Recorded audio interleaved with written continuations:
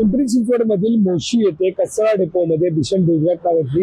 या दुर्घटनेमध्ये कचऱ्याचा जो डोंगर होता तो एका इमारतीवरती कोसळला। ही इमारत होती ती घनकचरा व्यवस्थापनाची इमारत, प्रकल्पाची ही इमारत होती। याच इमारतीवरती कचऱ्याचा डोंगर जो तो कोसळला। कचऱ्याचा डोंगर कोसळल्यामुळे एकंदरीत 9 जणांचा जीव या सगळ्यामध्ये गेला। आता या घटनेनंतर साधारणतः या कंपनीच्या 2 अधिकाऱ्यांवरती कारवाई जी होती करण्यात आलेली आहे।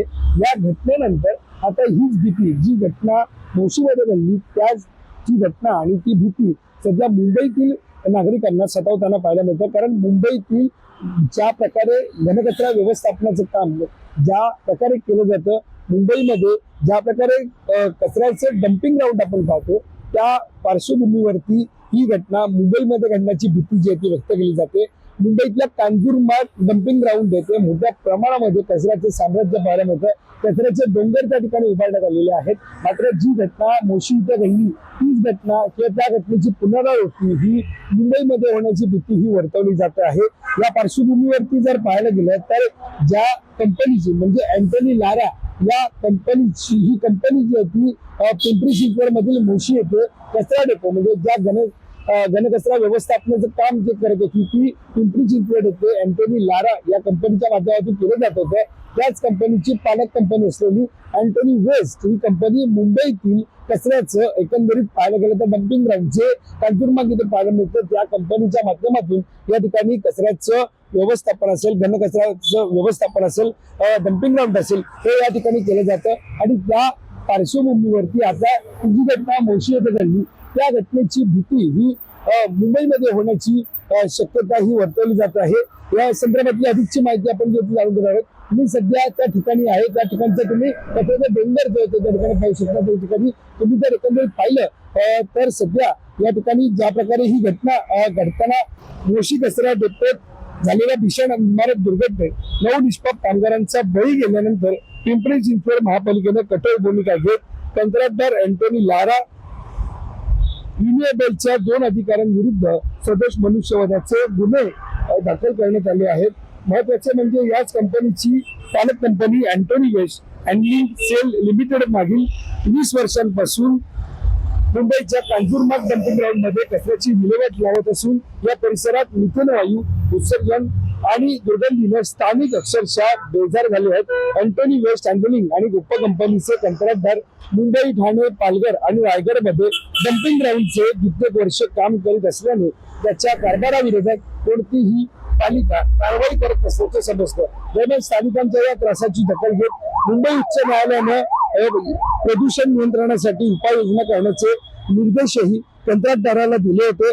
तरीही या तक्रारी पूर्णपणे थांबलेल्या नसून दरमहा सरासरी 300 तक्रारी आजही महापालिकेला मिळत आहेत। अशा वेळी स्थानिकांच्या आरोग्याशी हेळसांड करणाऱ्या कंत्राटदाराला महापालिका प्रशासन नेमकी पाठीशी का घालते असा प्रश्न या ठिकाणच्या स्थानिकांनी विचारलेला आहे। यासोबतच न्यायालयीन निर्देशानंतर मुंबई महापालिका प्रशासनाने कांजूरमार्ग प्रकल्पाबाबत उपाययोजना सुरू केल्या।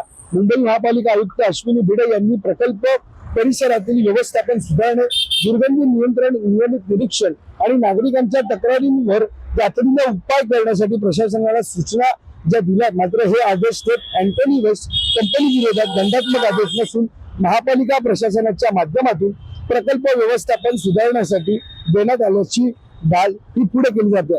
खरं तर महापालिकेला डिसेंबर 2025 मध्ये दुर्गंधी व इतर त्रासासंदर्भात स्थानिकांकडून 498 तक्रारी प्राप्त झाल्या होत्या।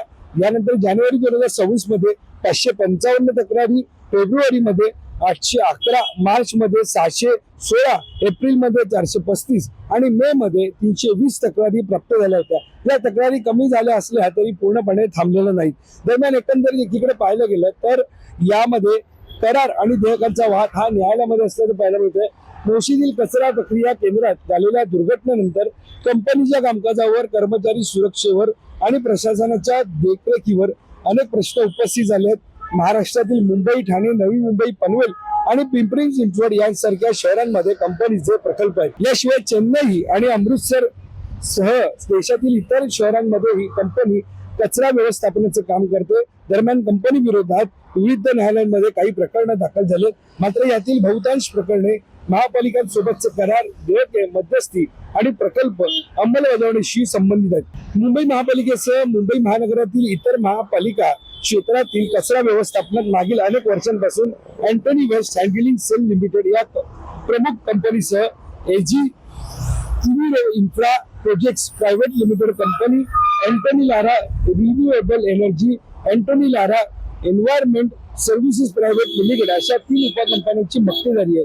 दरम्यान एकंदरीत या कंपनीची स्थापना 17 जानेवारी 2001 रोजी स्थापन झालेली ही कंपनी कचरा संकलन, कचऱ्याची विल्हेवाट, वेस्ट टू एनर्जी प्रकल्प, रिसायकलिंगचे काम करते. वेगवेगळ्या करारानुसार कोट्यवधी रुपयांचे उत्पन्न ही कंपनी कमावते. एजी इव्हिरोला मुंबईतील घनकचरा व्यवस्थापनाचे 1330 कोटी रुपयांचे कंत्राट मिळाल्यानंतर मुंबई शेअर बाजारात सूचीमध्ये असलेल्या अँटोनी वेस्टच्या समभागांमध्ये 19% वाढ झाल्याची माहिती सध्या समोर येते. दरम्यान या प्रकरणी आपण पाहिलं तर या अँटोनी वेस्ट कंपनी विरोधामध्ये असेल अनेकदा तक्रारी दाखल करण्यात आलेल्या आहेत. या सगळ्याच्या पार्श्वभूमीवरती स्थानिकांनी प्रश्न विचारलेला आहे की अशा कंपनीला महापालिका नेमकी पाठीशी का घालते. या पार्श्वभूमीवरती आम्ही या ज्या ठिकाणी हा कन्झ्युमर डम्पिंग ग्राउंड आहे याचे या परिसरातील स्थानिक आमदार सुनील राऊत जे शिवसेना उद्धव बाळासाहेब ठाकरे पक्षाचे आमदार आहेत त्यांच्याशी बातचीत केली. त्यांनी मात्र या सगळ्यावरती ताशेरे जे ओढलेले आहेत. जो डम्पिंग ग्राउंड कांजूरमार्ग येथे आहे मुळामध्ये सर्व डम्पिंग ग्राउंड असेल अख्ख्या मुंबईभराची घाण ही ईशान्य मुंबईमध्येच का, मुंबईमध्ये एकूण 7 खासदार असताना प्रत्येक ठिकाणी डम्पिंग ग्राउंड का नाही असा सुद्धा सवाल त्यांनी उपस्थित केलेला आहे. याशिवाय या डम्पिंग ग्राउंडचा इकडच्या असलेल्या नागरिकांना प्रचंड त्रास होतो. दुर्गंधीनं नागरिक हैराण झालेले आहेत. जो रस्ता या आजूबाजूच्या परिसरात डम्पिंग ग्राउंडच्या आजूबाजूच्या परिसरातून जातो त्या नागरिकांना त्याचा मोठा त्रास सहन करावा लागतो. त्यामुळे पालिका प्रशासनानं सुद्धा या संदर्भामध्ये अवगत केलं असताना तिकडे दुर्लक्ष केलं जातं. मुळामध्ये ज्यावेळेला कागदोपत्री पालिका सांगते की या ठिकाणी योग्यरित्या त्यावरती काम केलं जातं आहे त्याचा पाठपुरावा घेतला जातोय, मात्र आमदारांचं म्हणणं आहे की त्या ठिकाणी कोणताही अधिकारी येत नाही, केवळ कागदपत्री सांगितलं जातं, मात्र अधिकारी या ठिकाणी येऊन पडताळणी करत नाही असा सुद्धा आरोप हा सुनील राऊत यांनी केलेला आहे. दरम्यान आता या सगळ्यामध्ये महत्वाचं ते म्हणजे मोशितीमध्ये घडलेली घटना. मोशीमध्ये ज्या प्रकारे घटना घडली ज्यामध्ये इमारतीवरती कचऱ्याचा डोंगर कोसळला ज्यामध्ये 9 जणांचा जीव गेला. या ठिकाणी मुंबईमध्ये सुद्धा अशाच प्रकारचा मोठ्या प्रमाणात कचऱ्याचा डोंगर आहे, मात्र तो हटवण्याची मागणी ही या ठिकाणच्या स्थानिक आमदारांनी केली आहे. या सगळ्यावरती आता पालिका कशा प्रकारे लक्ष देते, पालिका या सगळ्यावरती काय तोडगा काढते हे पाहणं महत्वाचं ठरणार आहे. दरम्यान या सगळ्यावरती आपल्या लक्षात सारखं या संदर्भातली अधिकची माहिती जाणून घेण्यासाठी तुम्ही आपलं महानगर लाईव्हला सबस्क्राईब करायला विसरू नका. कॅमेरा पर्सन अवधेश करी सर, मी वैभव पाटील, मुंबई.